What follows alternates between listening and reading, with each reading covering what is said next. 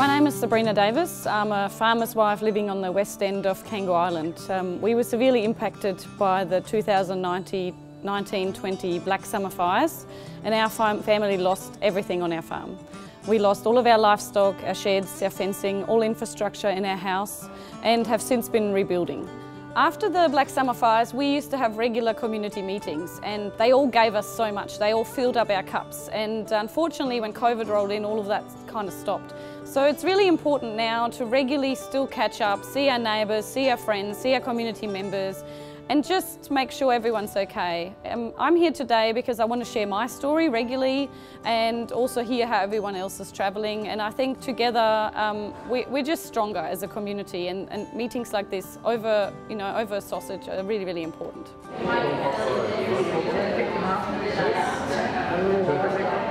My name's John Mannion. I'm the Executive Director for Breakthrough Mental Health Research Foundation, and we've been very, very fortunate to spend some time on the island with the heartbeat of the island, which is the community. And one of the pieces of work we've been looking at really was looking about when you're going to recover from a trauma, from a crisis, especially the bushfires. How do you actually come together as a community to do that? What can we learn together? What are the skills we can actually share? And today we've been very fortunate to spend some time in Sam Mumford's new shed, and we're having an opportunity to bring people together, to share a conversation, to learn from each other, and hopefully pick up some new skills to look after our own mental health and well-being as we start to recover and flourish, just as the island is. A fortnight before the fires started, I got bit by a tiger snake. So I thought, well, if the tiger snake's not going to kill me, this fire's got no chance. But it wasn't a normal fire. It's, yeah, some of the worst fire behaviour I've ever seen in my life, and I've been in CFS for 33 years. So, yeah. I wouldn't wish this on anyone. I lost my house where I lived. Mum lost her house. We lost the backpacker's house, the shed, potato processing shed, cool rooms, all their boxes, trucks, harvesters, basically everything. We lost everything, except for half a vineyard and a shearing shed, minus its stumps. Lost shearing shed, our house, implement shed, a mouse-proof barn with a heap of stuff, good stuff in it, 2,500 sheep, all the fencing. Yeah, basically started from scratch. I can't sleep. I've been able to sleep for 2 years. I get maybe 2 hours, 3 hours sleep. I'm the same as Mumphy. I think I'm going mad. It's just the shit I've seen, and the shit you've had to put up with, and the shit that hasn't happened. It's undescribable. I can't even think of a way to... It didn't feel like it was my life. I felt like it was, like looking back on it, like it feels like watching a movie now. Like I can't even begin to explain to people what it was actually like. We weren't going to allow this fire to beat us, and I made the comment many times that the way that we'll get through this is as a community, and we'll leave no one behind. But in my own head, I'm thinking, if the entire community gets through, that means I get dragged through too. So yeah, it's been an effort, but we're getting there. Oh man, it's a big issue here. Mental health is a huge issue in this community, like it is in many rural communities. I'm still stunned that we haven't lost more people to suicide, honestly, and I'm frightened for the next year or two because that can still happen. I think there's a stoicism that's part of the multi-generational aspect of this community that tamps that down, but I have been really impressed with how members of the community have been willing to be more open and speak about it, to share information, to urge friends. We've had lots of programs come through that have normalised mental health as something that we all need to look after. It's not enough, it's never enough. But I think things have changed. Awareness has changed. What I don't know is whether or not the people who really need it are reaching out. I still think that people aren't prepared to ask, so that's why we'll just drop in on people. Yeah, well see, I reckon I'm doing all right, but my missus is not handling it at all well. We're living in an ATCO hut. If the women were better looked after in this, the blokes would be a lot better looked after. It's all well and good to say, right, we've got these mental health people coming down to the island to talk to us, right, and to talk to the kids at the school. But when the mental health people come down for, say, 2 to 3 days at a stint, you want to be able to gain trust in someone before you open up to them. And so you're not going to go and talk to someone that you don't know about, you know, issues that you have. You want to have that personal involvement. So you want someone that's, so that if you go back next week, next month, that person's still going to be there. Because you can't read everything off notes. Yeah, but they've only come to us 3 times. Twice was when I was living in that Armco there, right? And once down there at the shed. And they always turn up at lunchtime when you're trying to talk to your staff. I recognised on January 4th that I was going to need mental health support. So I was referred to the counsellors at the Cook Centre, who I knew as well, so I was happy with that. And I stayed in counselling. I moved from one person to another when it was clear that I actually had PTSD. Was formally diagnosed and my score was quite high, and there was concern as well.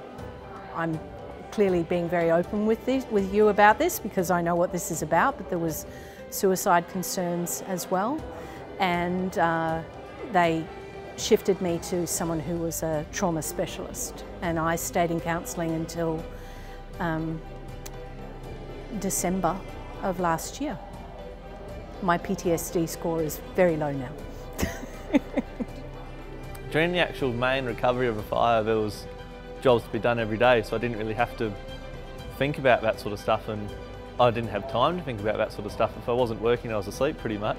But it was now that it's actually started to slow down and it's less into recovering back into normal farming, when I'm having more and more time to actually think about that sort of stuff, and that's probably now more than any time, but it's actually starting to hit actually what's happened, and then the more people I talk to, and it's sort of like actually bringing it into perspective what's actually happened. Still pretty rough, to be honest. Yeah. Now we've got the farm rebuilt and that way of things is pretty much recovered. Now it's just trying to rebuild myself pretty much.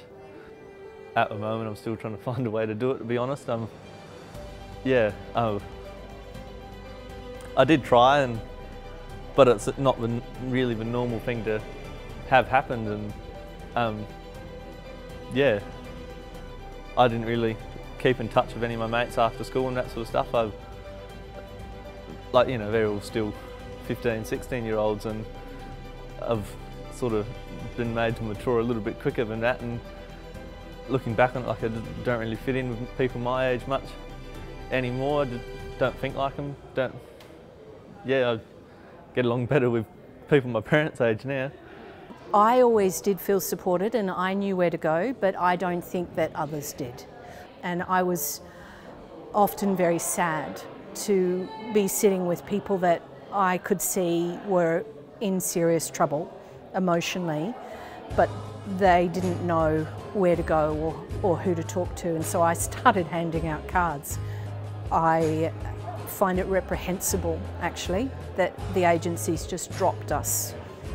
There was no community discussion ongoing about our recovery. We were not involved in decisions that were made about our recovery. There was a lot of stuff that was just done for us, as if we were the subject of the recovery, forgetting that we're people in a community.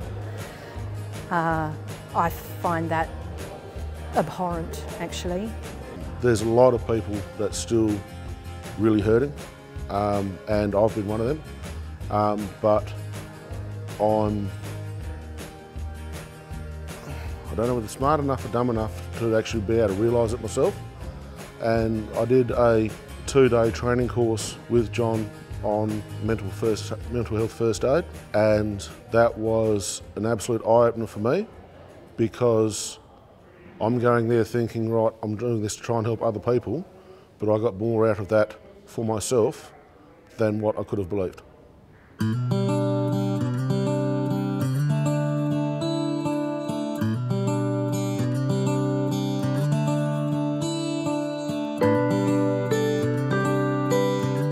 But we had a heap and heap of help from a lot of people. And I honestly think that's probably the most, the best part of it, you know, the generosity of so many people over such a huge area. Community, like people in the area, you know, they've been bloody brilliant. When it's people that have actually been through it, and then when they get together and, you know, you can have a whole conversation without saying a word, because people just know how you feel when it's, and be honest, I don't feel all right, but it's, yeah, it's just what it is. Yeah, I'm getting there. At least I'm punching ahead now. So, no, I'm doing well. I just work to distract myself, but that's probably not really the best way to do it. But stuff like this, just in sheds and where people can just feel comfortable, like if you have to go sit in a office or sit in a hall or something like that, you feel like it's a bit more formal. But if it's just in a smelly old shearing shed, then, you know, it's just gives people just to be themselves. Doing this today, that's been good. You know, I didn't know what the hell bloody expect, but you know, we all sit around and no, this has been good. As is often the way in small, rural, isolated groups of people, individuals step forward and make things happen, as is the case today. And these moments are vital. Humans need to talk to humans.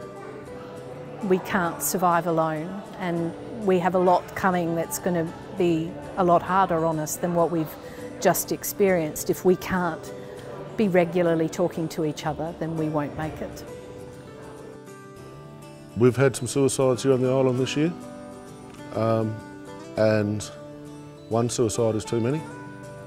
And if there's any way at all we can do, anything at all we can do to try and just stop the absolute waste of life, we've got to do it.